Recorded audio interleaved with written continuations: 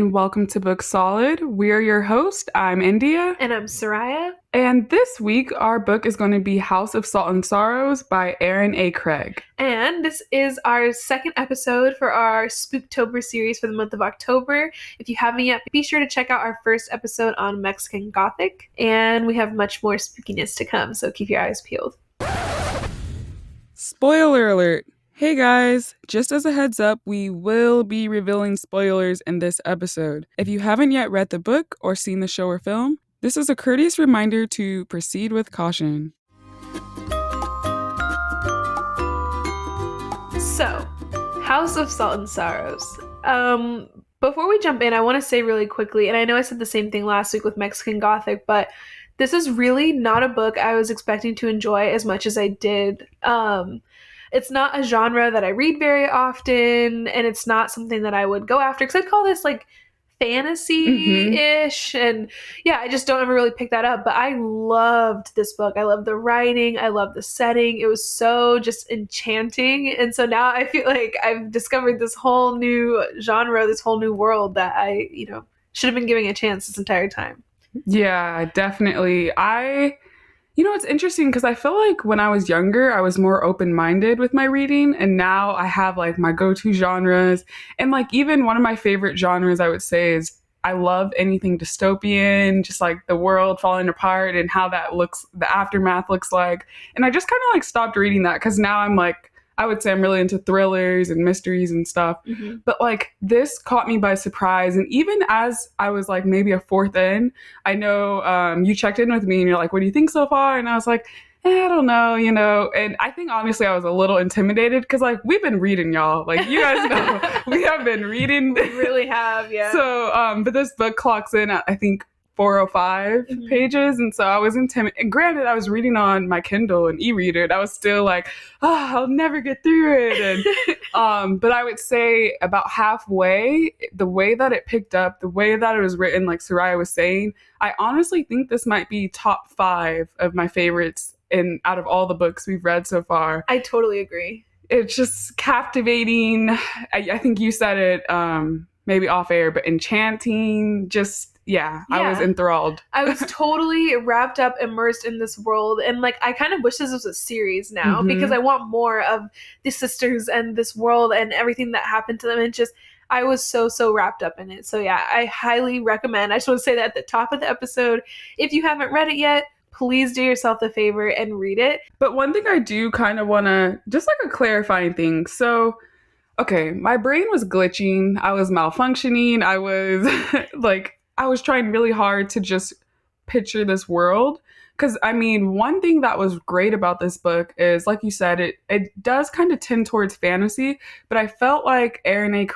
really, kind of broke the genre barrier in the sense that we were getting fantasy, we were getting mystery, we were getting just flat-out horror, adventure, I would say, at some points. And so I was really struggling to, grasp and just in my mind map what this place looks like. So, we have Arcania, which... for Game of Thrones fans, there's literally no comparison at all, but I was like, okay, this is like Westeros, or for those who've read Hunger Games, like Panem. But then I was kind of confused because I know underneath Arcania, I'm just going through my notes here, there's the different, I guess they're countries. Yeah, or regions, I guess maybe it's kind of what I was thinking too, but maybe countries is better because they do seem to have independent rules or even the way of living is very different from place to place. Yeah, I mean, I reckon it's not all that important now. I don't know why I was so hung up on it, but I think it is kind of like regions because I know they're also ruled by different deities. So Pontus, King of the Sea, that was really interesting. Yeah. I haven't read a book with gods and things like that in a long time, and so it was incredibly interesting. I think this was so well done, and it had me hooked from, I want to say, within the first 10 pages. Because I had set aside I need to read X pages per day to finish it in time, and I found myself just flying through those markers because it was so good. Yeah, and honestly, I think this book came out in August, but I want more people to be talking about it. Like, oh I wow, feel, I didn't realize it was that new. Okay. yeah, I mean, I don't know if maybe I should fact check that. I know it's relatively new, right? But I feel like this is truly a hidden gem because like there's been some books that we've even covered on the show that like if you even remotely read and like you walk into a Barnes and Noble or like you open up your Instagram, you follow like some book accounts, like you're gonna know about these titles. Yeah. But I haven't seen too many reviewers for House of Salt and Sorrows yet, but like it's just like bursting with like life and just, we're gonna tackle some of that today, or most of it, I believe. Yeah. So, I guess we should start with our main character, Annalie. Okay, actually, we'll pause there. As I was reading, I thought her name was Annalie this entire time, but then, and India said she was listening to the audiobook for part of it, and they were saying Annalie. Yeah. So, I'm gonna try to remember to say Annalie. I might flip back to saying Annalie, because honestly, I like Annalie better. But just know, like, we're talking about her. So, her as a character, I don't feel like I have a whole lot to say about her through the beginning. Mm-hmm. I love how fiercely she loves her sisters. India and I both have siblings, and so I love the way that she spoke about her sisters, how she wanted to protect them and be there for them. And I love that she was fighting so hard to find out the truth about what happened to Eulalie. Mm-hmm. She wasn't going to just take this that it was an accident at face value, and she felt like she wanted to honor her sister. And I feel like when everyone else was ready to like kick the mourning period to the side, she was kind of the only one who was like, I feel like they still deserve to, have this time for us to really reflect and think about them. And then I loved her even more towards the ending, because we said this before, but I love an unreliable narrator. So like when we get that big plot twist at the end and we find out that, everything was not as it seemed, and like, can we even believe, everything that Annalie has been experiencing? I loved that. I thought that was such a good unexpected plot twist. Mm-hmm. Yeah, I have to agree. I mean, she's definitely, I got the sense throughout the entire book, actually, like this reads as something that's been well vetted. It's been well, edited. I don't know all the terminology, but like this is not a first draft. And like, I mean, most of the books, I would venture to say all of them have been, they've gone through some drafts, but I feel like there was a lot of thought into how Anna Lee was created. And just how the character comes across. Because there are times, like, I would say definitely she's probably one of my favorite characters. Just because, like you said, like the way she cares for her sisters, her family, and even Morella, like she is off to that rocky start with her stepmom, but she's there for her throughout her pregnancy. Mm-hmm. Even when the going gets rough. Yeah, she even tried to she cared enough about her dad and about her, like, this new relationship for her to work past her own feelings and be a good supportive daughter. Right, exactly. And so, like, she's just very mature and, I don't know, she was an interesting character. And even, like, we'll probably touch on this later, but some of her sisters were just so, like, their entire focus was being, finding a husband, marriage, all that. And while that was definitely something that, like, played a part for her, she wanted to be the keeper of the light. Yeah. She wanted to be in the lighthouse. Like, that was her goal, and I thought that was really interesting. Yeah, it wasn't like finding a husband and getting married off wasn't her end all be all. She still was an independent person who had, ideas and thoughts about what she wanted her life to be. And I liked that even with, so much pressure from Camille, she didn't let that sway her thoughts. Exactly. But one thing I will say about Miss Annalie is like, there were times, okay, so here's something else I want to say. I'm just going to full on say it. So with this book, I truly didn't know what to expect just because, like we both said, this isn't really a genre we normally reach for. I went in with no expectations because I didn't want, I wanted to be open-minded. We're going to be reviewing this honestly, just, how we feel about it. But I was like, is this book going to be scary enough for our Spooktober? Because, I kind of had that vibe too. I'm like, is it going to be just kind of like surface level, like, ooh, that's kind of weird, or like, yeah, I just like fantasy, fairy tale even. And but I was just going to throw into the way it's described in the beginning. It's so beautiful. And like I said, enchanting, that I was like, when is this going to get scary?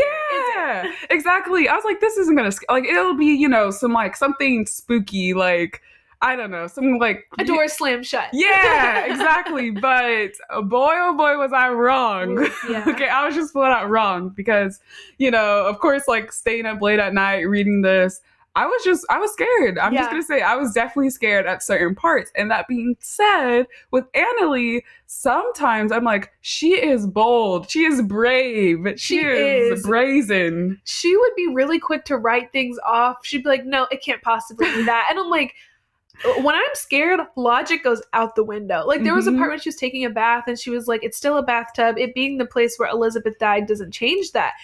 It absolutely 120% does. I'm like, this big house, they had 12, or Orton, is that Yeah. Orton and their mom, Cecilia, I think. I can't remember her name now.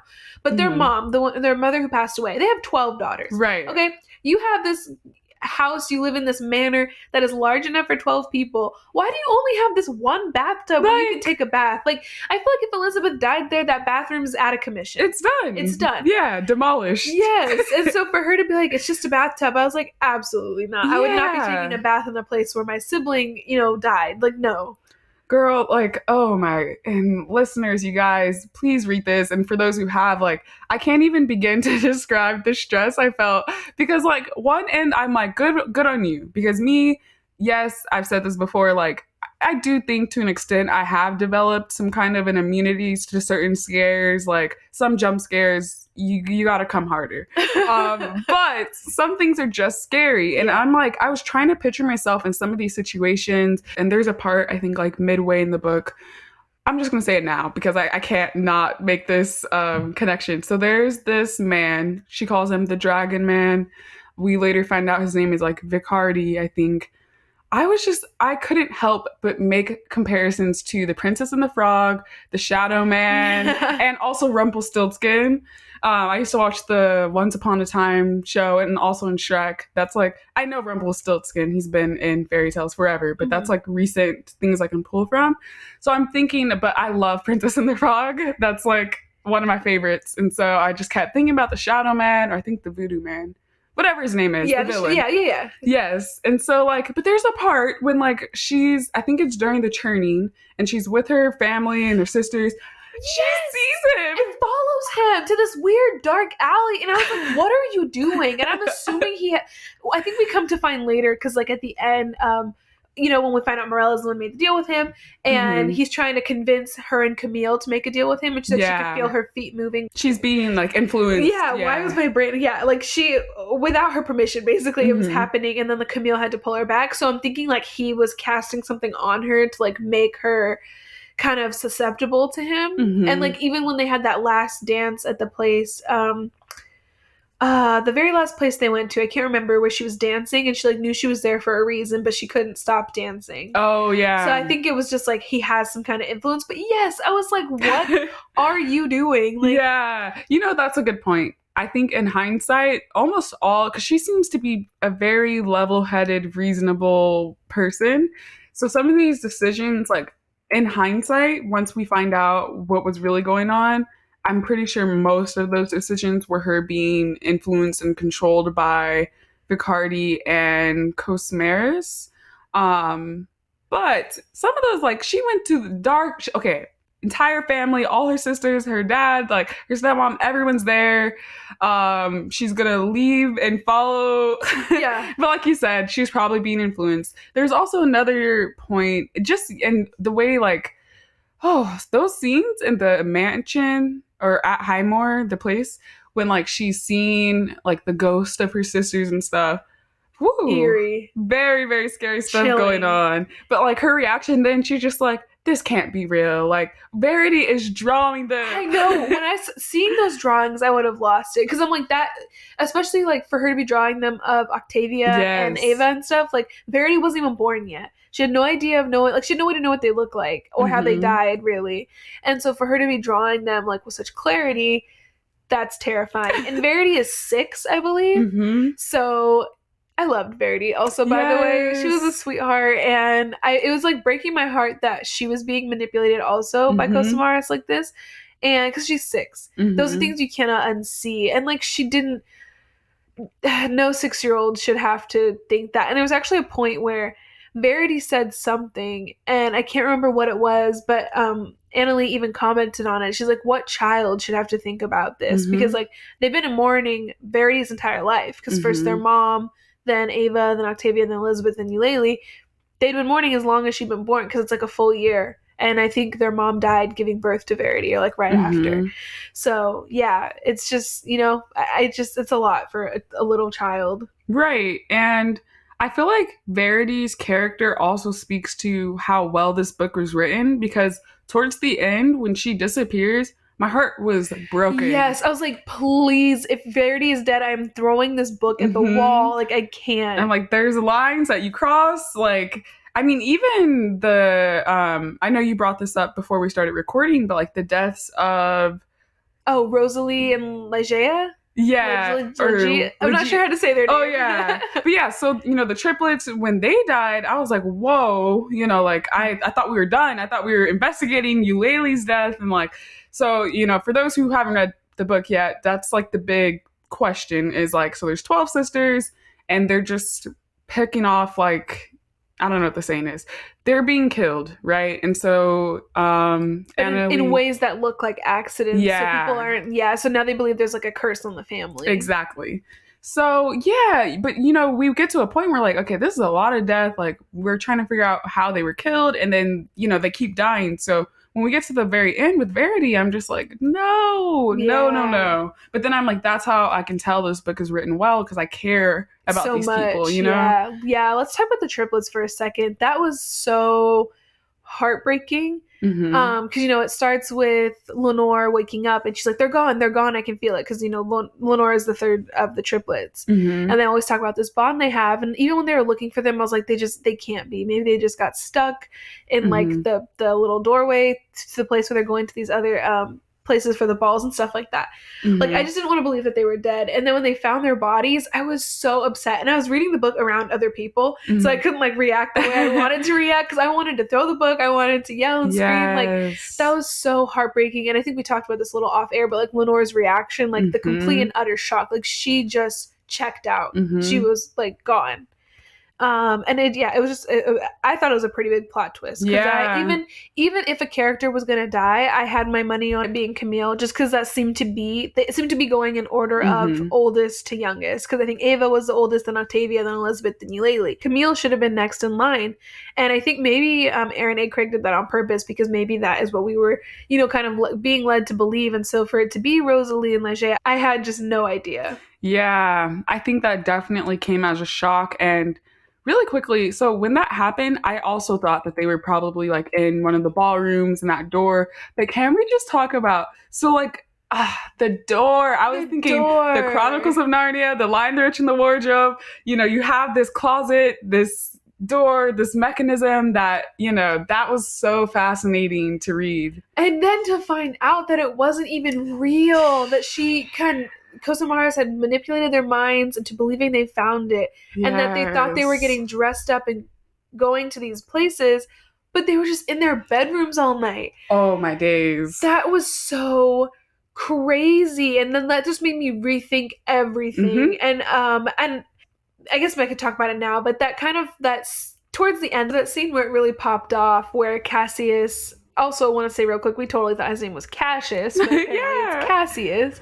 Cassius and Annalie go to the lighthouse, and Cosamaras shows up and kind of reveals everything. And then she goes back home. That scene where Cosamaras was like manipulating their minds, and for them thinking that Annalie did something to Verity, them telling Annalie that she's crazy, them saying like that Fisher had been dead for weeks and that they went to his funeral. That was kind of crazy, because in that moment I was like, okay, what do we believe? Right. Like, has Annalie been making all of this up? Like, maybe Annalie is making up even the Cosamaras thing, or is it Cosamaras manipulating their minds? Like, that was such a wild moment. Yes, I'm so glad you brought that up. And for those who have been listening along in the world of Booked Solid, for, I believe it was The Family Upstairs episode, that was when we were kind of discussing this idea of the unreliable narrator, because there's a similar moment, but I would I would argue, I think in this book, it's even more so apparent because, I finished reading the book after Soraya and like we were kind of talking about our thoughts, but like I could tell she didn't want to, spoil anything for me because we still have to do the episode and stuff today. And so like when I read that part, I was just, I had to like put the book down, but I had to keep reading it. And I was like, just this internal conflict. And even what you were talking about earlier. So there's that part when I believe Cassius, he wakes up Annalie and is like, hey, you need to snap out of it. You guys are not at a ballroom. You're not in no door. And like the writing, Soraya, you guys, like the way that Erin A. Craig, I got literal goosebumps. Mm-hmm. I'm reading this 3 a.m. Okay, I needed to go to the kitchen to get some water. Nope. Like saliva will hydrate me because I can't leave. I'm scared. It was wild to think about. So that even just blew my mind. Annalie realizing that the balls were a complete fake. Their door didn't exist. Like, because I mean, we have these really like, chapters long almost descriptions of these balls and of them getting ready and how their shoes were getting ruined because they were dancing all night. And it's just, there was not any inclination at all that these were not real places. The level of detail, the way every sibling could recall it. And so then to find out that they're getting ready to dance alone in their bedrooms all night in a trance. Possessed trance. Absolutely crazy. That was such an amazing plot twist. Yes. So yeah, I love. And just the detail, like, so we know their eyes are black because Cosmaris, I believe she's also like the goddess of trickster. She's like an evil. Yeah, of madness and nightmares. Yes.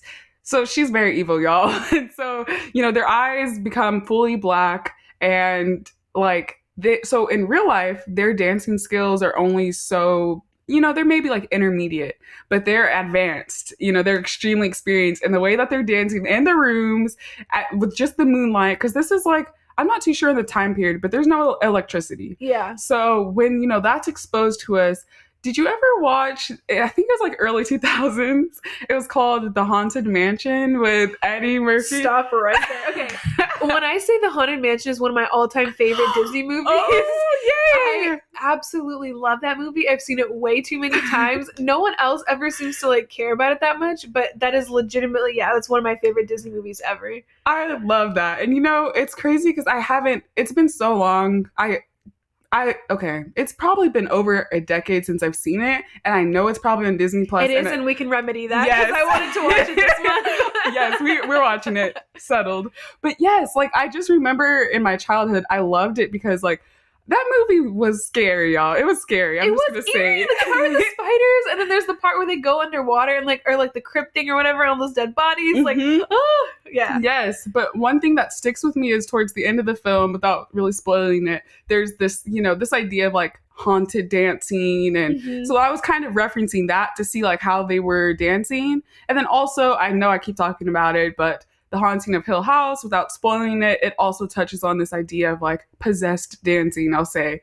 But that was chilling. Yeah. It was so eerie reading that. And again, like Soraya was saying, the detail, it seemed real. Yeah. Like I thought 100% that they're going through Pontus's door and they turn his, the trident around, and they talk about the way the tiles fall off the wall and they create the, and to me, it's just like, I think what was the most convincing throughout the book is the fact that we know that other characters were seeing this. It wasn't just Annalie going to these balls. It was all of her siblings. It was Fisher. They could recall them the next day. They went repeatedly. Like, the fact that it could be recalled by all of them with such detail, there was nothing to lead me to believe that it was not real. I definitely did start to think there was something fishy going on with them because it almost started seeming like her siblings were becoming obsessed with it. Yeah. They couldn't stop going. Like they even lied. Yeah, like even with everything going on, like they had this burning desire. They had to go every single day. And I was like, okay, this is starting to get out of hand. Even after the triplets died, Camille was like, well, I'm still going dancing. She's like, because like, why should I put my life on pause just because theirs has ended? Which I thought was incredibly insensitive to say.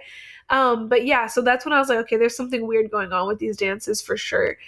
And then that very last one with the dragon man and everything, like that one was very creepy, where she like drank the blood punch and oh, and her sea turtles. Ugh, yes. Yeah. And it's interesting too, though, because this is also one of those books I feel like I need to revisit it again. Yeah. Because now that I have the knowledge that I know of the ending, it's going to completely, shape everything. Because I had, like, at the very beginning of the book, I really liked Camille.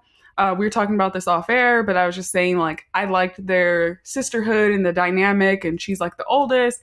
But very quickly, she starts just being incredibly selfish, and she's described as being like the prettiest one. And I felt like that went to her head. But then we find out Cosmaris is possessing them essentially and is in their brain. So I'm like, is that actually Camille? That's actually a really good point because same thing. I loved their relationship, how close they were. They played piano together, and like there was that whole part where Annalie was talking about how she couldn't even imagine like playing piano alone because she's gotten so used to playing with Camille. And but then, like you said, like she started getting kind of just irritating, and like I didn't feel like she was a very good sister to Annalie after that. And I even wrote in my notes, I think I said, Camille is not a good sister to Annalie. She's jealous and petty. She doesn't listen to her or seem to have her back.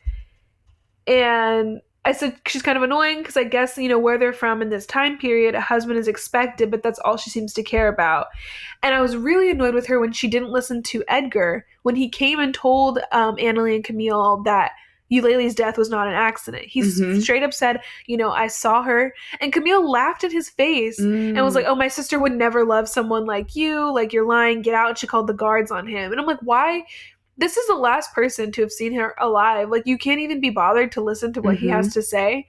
So, yeah, but that's such an interesting point that you bring up because, maybe that some of that negative behavior that Camille was exhibiting throughout the book was because of Cosmaris' spell that she was putting on them, or like, this possession causing them to act differently than they normally would. Yeah. That's an interesting point you just brought up that I guess I forgot about, but that I don't think that was Cosmaris, that getting in her brain and telling her, because the way that she just shut down Edgar, awful, atrocious, and it was all based on class. Yeah. So I felt like that was speaking to her character because I don't really know I don't like knowing from what we know about Cosmaris at the ending. I don't really think that's her style. That was in broad daylight. This was not like nighttime possessions or anything. Yeah. She's just shutting him down. And Orton did the same thing when Annalie tried to tell him. So Orton. This is a good time. World's worst father. Trash. Oh, with Orton, like, it was a descent into worseness. That's not even a word, but a descent into, because I'm trying, okay, he's got 12 daughters, he's lost his wife, and he's also grieving all. Yeah, he's lost 4 daughters at this point. Right. That's why I was trying with Orton in the beginning, but very quickly, his relationship with Annalie was what was upsetting to me, and I think it spoke to him, and then later, as we find out more about him, I'm like, okay, yeah, he's just... him and his new wife are irredeemable. Yeah, like he just was like, he didn't give Annalie the time of day. Like when she tried to tell him about what happened with Eulalie and Edgar, he wasn't listening. And even if he firmly believed that what happened to Eulalie was truly an accident, why can't you listen to what Annalie has to say? She's grieving her sister, just like you are grieving your daughter. Maybe this is the way she's coping. Like, you can at least comfort her, listen to what she has to say, try to just be a father to her, but he didn't. And, I mean, I guess we kind of know that, what's his name? Vicardi? Yeah. He did put a trance on him in a way, because that's what Morella did, and like making the deal with him, with that Orton would love her. Yeah. And so, like, maybe this, like, spell or whatever that Vicardi put on him made him, like, blind to his daughters because he was, like, so devoted now to Morella because that's what she wanted. Yeah. But it just was... The scene that got to me the most with Orton that drove me so insane was the first night of the churning at that feast. That scene... Let's unpack it. There's so much wrong there. So, for starters, Orton's behavior... terrible. The way he was treating Morella in that scene, he embarrassed her in front of everybody. He started being really like weird about the daughters and the shoes, like trying to figure out what was going on. And so basically it devolves into, because like he had just paid to get all his girls new shoes, and they're going to these balls every night, which we find out they're not really going, but still they're ruining their shoes.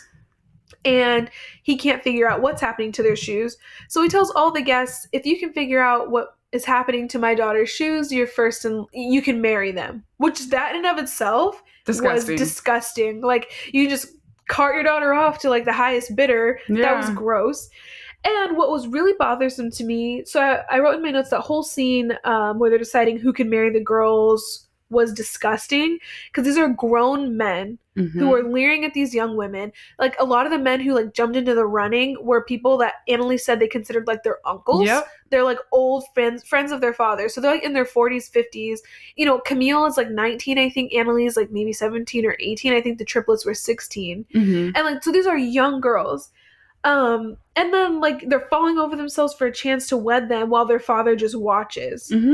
And like, I just thought it was so gross. Yeah. And yeah, it's interesting to, again, the writing, because we see what's happening, right? They're at this large dinner table, everyone's drinking, then he keeps drinking and he keeps drinking and keeps drinking, and he just starts tripping, right? And so, like you said, you know, he promises to marry off his daughters, but he also promises to just give away the estate, which Camille was set to inherit it. Yes. And she wasn't even really like, as much as I had to say about Camille, I don't even think, you know, inheriting the estate was like this big deal to her. She was more concerned about finding a husband. Right. But he just completely bypassed that. And he's like, nope, you know, find out how their shoes are getting ruined and, you know, get them and the place. I don't care. And so, yeah, his behavior. And again, there's, you know, the jury's out on if that was truly him or if that was him being influenced. But I feel like that was truly him. Yeah, I feel like because we find out about past behavior at the end from Morella, and there's clearly a pattern there. Yes. And so really quick, I guess we could talk about Morella a little bit. I feel like, okay, so I knew something was up with her pregnancy from the get-go. Yeah. Like, little things kept happening, and I'm like, something is wrong here, and I feel like whatever, I even had a thought at one point, I'm like, I feel like what's inside her is not human. Ooh. Just because, like, the force in which, like, her kicks, like, the feeling the baby move, and how taut they said her belly was, and, like, how fast it was growing, I was like, something is wrong here. I don't know what it is, but something is up. And it was hard because I think I wrote in my notes, I said that I wanted to like Morella, but she makes it difficult. Like, every time I would try to give her the benefit of the doubt, especially in the beginning. So, like, when she overheard, or she assumed that if she had a boy, he would be the one inheriting Highmore. That was irritating. I'm like, who are you to just waltz into their lives and be like, oh, I'm birthing this boy and his 8 other daughters, too bad, so sad. They can be left with nothing. And there was a point, I think it was page 61. And so you said also we were saying Thaumas in our heads, but you said it was Thaumas? Or Thaumas. Thaumas, okay. Yeah. Yes, so they were like, as the Thaumas heir, Camille will stay at Highmore even when she's married. And Morella got all like weird and quiet. She was like, well, only until it started holding her stomach. And she's like, surely you girls ought to be somewhere else. Excuse me, this is their place of birth, okay? Right. Born and raised, lived there their entire lives, and you think that just because you got pregnant by Orton, that means that this little unborn son, she didn't even know if it was a boy yet, she's just saying son, should then get everything, and now these 8 girls have to find somewhere else to live. Like, just her sense of entitlement was so bothersome to me. And so, like, you know, Orton is trying to tell her that, and then she gets all upset and says, so our son would be 9th in line to inherit even though he's a boy? You never mentioned anything about this. Would that prevent you from marrying him? Like, what is wrong? So that just told me she has ulterior motives. Yeah, I agree. I think, like, and I tried to look past it, especially as she started focusing on this friendship with Annalie, but that was a red flag, like, flag on the play, you know, calling the refs, because, like, yeah, there's a lot of things wrong with that. But I will say something that was interesting in that part was there was kind of a gender reversal flip with, like, so her assumption that it was a patriarchal, like, you know, the son inherits, but they were saying where they're at in, it's not Kelkirk. Salten, I think? Yes. So, like, in their part of their region, like, it's women can inherit and I loved that. Snaps for that. Okay, because that was really good. And just again, like, that part I should have known. I shouldn't have started trusting her a little bit more. Truly, I just felt bad because her pregnancy was rough, but when we find out why. Yes, we come to find out, y'all, that Morella is the one who made the deal with the devil, essentially. She made the deal with Vicardi that in exchange for Orton loving her, and like birthing her a son, then she would sacrifice the girls, so to speak, or something he loved, I think, which was the girls. And so that's what we were talking about when we were saying, like, maybe Orton was being influenced by Cosamaras because of his behavior. But then no, because when Morella's telling the story, she says like he was eyeing her while she was a midwife for his wife, who was like, you know, still here. And she says that he slapped her once in like the street in front of like some other woman he was courting and stuff like that. So like, okay, Orton is just trash. Right. And he also, so there's this part when Orton goes, I guess it's like in the downtown region of their city, but there's women who are in sex work, and he, like, I guess basically they're like escorts. And so he, like, Morella sees him, she's in that area, and she sees him, she like calls him out, and he's just like, ew, you really thought like I was gonna be with you? Yeah. You weren't nothing. And like he just goes on, but this was not, he was not cursed. There's no, that's just truly him. Exactly. And so yeah, he's irredeemable, trash, but it's kind of interesting too, because it's like in a way they were perfect for each other. Yeah, because they were both terrible. Exactly. I just wanted to talk a little bit about her pregnancy and the way all that went down. That was maybe like top 3 scares in the book, because like it became apparent what was going on, but the writing, the way, and then Vicardi poofs in like Shadow Man. You feel that pressure and that stress, because like she's telling the story between contractions, and like I feel like I could just feel all of that tension mounting. And yeah, that was just crazy, and like very climactic ending. And oh, and then to top it off, the house is now on fire. Yes. So you're like, okay, like I want to get this story, but also like we need them to go. And then like Vicardi comes and basically eats her, I think, is what happens. Ooh, and it was just like, it was, and Morella too was like begging for their forgiveness. Like, well, I didn't know he was gonna, I think she basically was like, I didn't know he was gonna kill all of you or so many of you. I'm like, but you knew he was gonna kill some, and that was enough. Like, for you to get what you wanted, you were willing to sacrifice the lives of these innocent young women, you know? Right. Like 6-year-old Verity, she knew what was going on, and she's just like, well, no, like my life is more important, what I want. Are you kidding me? Yeah. Evil. And so then, you know, so getting into that moment at the end of the book, you know, the fire's going on, and then Vicardi comes, does whatever he does to Morella, she's gone. She births that creature, and Vicardi takes it. And then the house is crumbling down, and all that commotion, all that excitement, I almost forgot, like, Orton dies there. Yeah. Yeah, I totally, like, because I think I, like, kind of thought it, and then when, because that's when Cassius shows up again, and we can talk about him in a second. So there's, like, all kinds of excitement, commotion going on, and then I'm, like, nearing the end of the book. I think there's even the end. It's like 7 months later, and I'm like, oh shoot, like Orton did die. Right. I'm glad you brought that up, because that was something I think I could have needed. And I get like kind of leaving things in suspense, but I think it would have been helpful to have just a little bit more clarification, just because there's so much going on. Like you said, there's Morella's demonic childbirth, and then subsequently her death, following the Highmore burning, following this massive storm.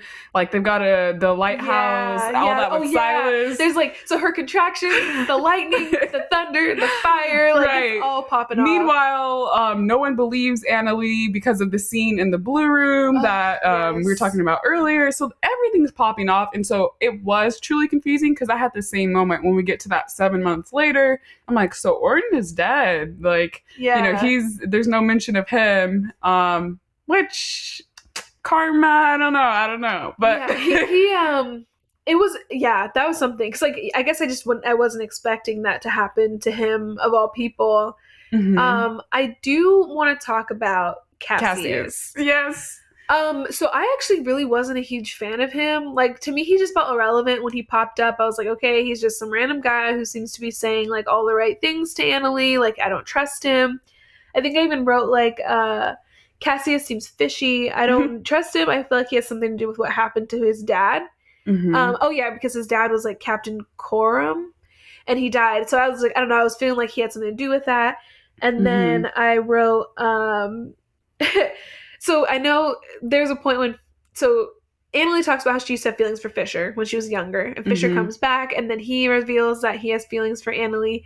And I wrote in my notes, like, I'm Team Fisher. I feel like he actually cares about Camille, and he knows her. And then I also wrote, like, honestly, though, she doesn't need to have a man. Like, I felt like it was, like, really weird, because that wasn't her main motive. That was, like, Right. Camille, that was her sisters, even the triplets.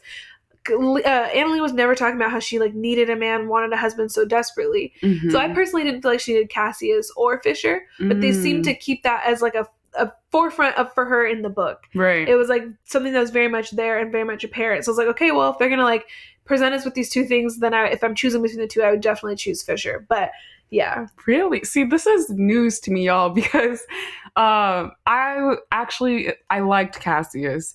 Now, here's the thing. I definitely there were some red flags. There were some red flags with Cassius where I didn't trust him, and I wrote the same thing in my notes.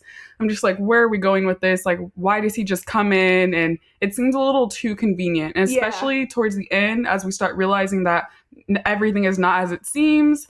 I'm like, so he's just showing up during, he's her savior, so to speak. Like, Yeah. but I liked him. And I think the reason why I liked him so much is because, like, his whole story and him being half god, half mortal was giving Hercules. Mm. And I loved Hercules as a kid. And so that was a fascinating plot point to me. And, like, his mom was the goddess Versia. And, like, that whole world was really interesting to try and picture it.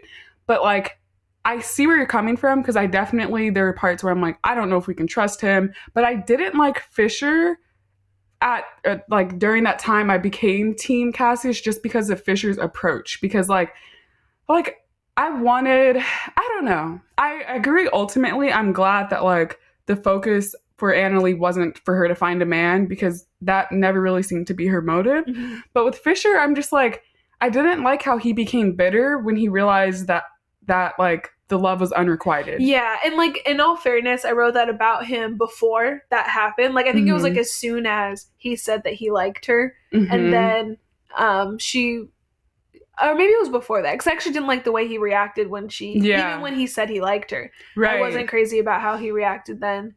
Wait, and also I'm realizing that wasn't even really Fisher. Yeah, because Fisher was dead at this point. So that wasn't Fisher. That was Cosamaris' Fisher. Right. Ooh. Which, yeah, so there's levels to this. But I will just say my beef with Fisher was the fact that like he knew good and well that Camille and Annalie had this massive crush on him when they were kids, all playing together. He knew, he's like, I'm hot stuff. So then like he didn't like her back. He didn't make any, and I know they were kids, but like, so now in their like, I guess, inching towards adulthood, he's just kind of like, well, we're supposed to be together. Like, you owe it to me kind of thing. I was like, fair, so, but I did have my doubts with Cassius. And I will say it's interesting because like, I didn't want to like him just for the simple fact that like, I'm quick to call out cliches. And I feel like Cassius is a bit of a cliche. Yeah. And like, I don't know. I know we were talking about this. I'm trying to think of the other book. I think it was The Family Upstairs, but like certain plot points where I'm like, nah, that feels a bit contrived, Yeah. So, but I realized I liked him because at the very ending, when I thought he was dead, it hurt me because I think it happened around the same time as Verity. And I'm like, Annalie can't win. Like, the Highmore's gone. Like, I realized Orton is gone. Everything that happened with Morella, I'm like, he was the one thing. And yes, she doesn't need him, but it was just nice that she had like that support team, because she was always coming to everyone else's rescue, uplifting her sisters, the pregnancy, while everyone wasn't trusting her. And I'm like, she needs someone to support her and help her, Yeah, that's okay. So in talking, I've realized two things. So one, I think I just liked the idea of Fisher, the idea of this guy, like that she's known her whole life and they were friends, and she like, had like a crush on him as a kid, but like they have like a friendship, like he truly knows her. Right. I think I liked the idea of that person then coming back to her life and then like them forming a relationship. Like something about that is cute. But like Fisher himself, we don't know enough about him for me to make like to be like, yeah, I totally know Fisher, because I'm realizing that was totally Cosamaris. So that, and then two, like I think my thing is, I don't think I disliked Cassius as a person. I think I just didn't buy his relationship with Annalie. Like, I don't know. I feel like, in the writing, it like tried to make us feel like they should be together. And like, they definitely had, passion and chemistry for sure. Yeah. But I don't know, something about their relationship, I just wasn't buying it. I just didn't feel any kind of emotional investment in their romantic relationship. I can see them as friends, good friends now. But like romantically, I was just like, meh, I was underwhelmed. So 2 things with that I got. There's this part when I believe he catches her again. He's always coming in, Captain Savior, like he just saves the day, right? So he comes in, I think it's when she's like possessed by Cosmaris and Highmore at night, and he saves her and she throws up. So she's accusing him of killing Eulalie. Oh, yeah. At this point, and she throws up she has and a concussion and she's going through it. Yes, and I'm sure it's come up before, but to reiterate, y'all, we don't do throwing up here at Book Solid. It's not for us. It's not something we really like. So that wasn't really fun to read. But shortly after, they start making out in his world. I forget where. Oh, yeah. Versio. Yeah, he can what's the word? Teleport? Yes. Kind of, but like essentially. Yeah. So yeah, they teleport to his home and like they're like kissing and stuff. I'm like, no. Like she drinks some water. Like he gets it. It was not, no. But I think the only reason why I agree, because to me, like, and this is just a thing throughout like fairy tales and stuff in general, romances develop way too quickly, and suddenly it's I love you. You met the same day. Yes. It's been 24 hours, Romeo and Juliet. I don't see how. Lust, not love, right? That's lust. Exactly. But the only reason why I gave them a pass is just because of I guess I was kind of trying to buy into this whole fairy tale aspect. And like, this isn't real world. So in the context of this world where anything could happen, I'll allow it. But in the no, I don't know about in the real world if a Cassius came in trying to be the knight in shining armor all the time. But I was sad when he kept dying in the end. So yeah, I mean, as I'm sure you can all tell in the way we're talking about it, we loved it. We said it like 100 times. We love it. Do yourself a favor and read it if you haven't. You will not be disappointed. And also, too, I feel like, we've talked about this before, and I know it's not a revolutionary concept. Most people feel this way. But, like, an ending really makes or breaks the book. Mm-hmm. And I feel like this one had a really solid ending. It had a very climactic main ending. And then it had kind of like an epilogue, because it was, like, 7 months later, and they're kind of rebuilding their lives. And you said this off air, so I don't want to take credit for it, but you said, like, Camille's kind of redemption arc, because she'd been kind of selfish and very like husband oriented throughout the entire book. Yeah. But then to see her step up at the end and make it about family, about rebuilding the Thaumas. Is that how you say their last name? Oh yeah, the Thaumas Manor. The Thaumas Manor. Yeah. I would have to agree. I mean, it's not that long. It's 405 pages, but I think it's because we're trying to get in a lot of books for you guys this Spooktober. And so also just amongst life and other things, I didn't really allow myself too much time to read it, but like that still didn't even detract from it because it was still so fascinating. And especially like, I'd say maybe even like a third in from that point, it's just page turner, you can't stop. Yeah, because there's so much, she does a good job layering the different, I guess, conflicts, because on one hand, what is killing her sisters? On the other hand, who is next? On the other hand, like, what are these other worlds they're going to? Yeah, because when they first like started going through the door and going to the balls, I was like, okay, like what does this have to do with their sisters? Like I was like, what role is this going to play? And it was just integrated so well. Yes. So yes, I agree. As Soraya said, do yourselves a favor, pick up this book, and then also interact with us, y'all. Like, we want to know what you're thinking, how you feel. Yes. Come find us on Facebook, Book Solid Podcast. We have a group. We love to chat. We want to hear what people have to say. We love, like, if your opinion is different than ours, like, even better, Yeah. We love hearing different... Are you Team Cassius? Are you Team... Team Peter, Team Gail? No. But honestly, though, Gail's the worst. We can do a whole episode on that if you guys want to know. That's a fact, guys. That's not an opinion. But yes, so our next episode will be Monday the 19th, I believe. That's the 19th, yes. Yeah. And that will be our interview with Julia Walton and our episode on Words on Bathroom Walls, so don't miss that. We have 2 more Spooktober episodes coming for you. When No One Is Watching by Alyssa Cole. Yes. Yes. I always want to say Coleman, but it's also Cole. And then The Shadows by Alex North. So those are coming up later this month. We hope you've been enjoying our series so far, and we'll see you in our next episode.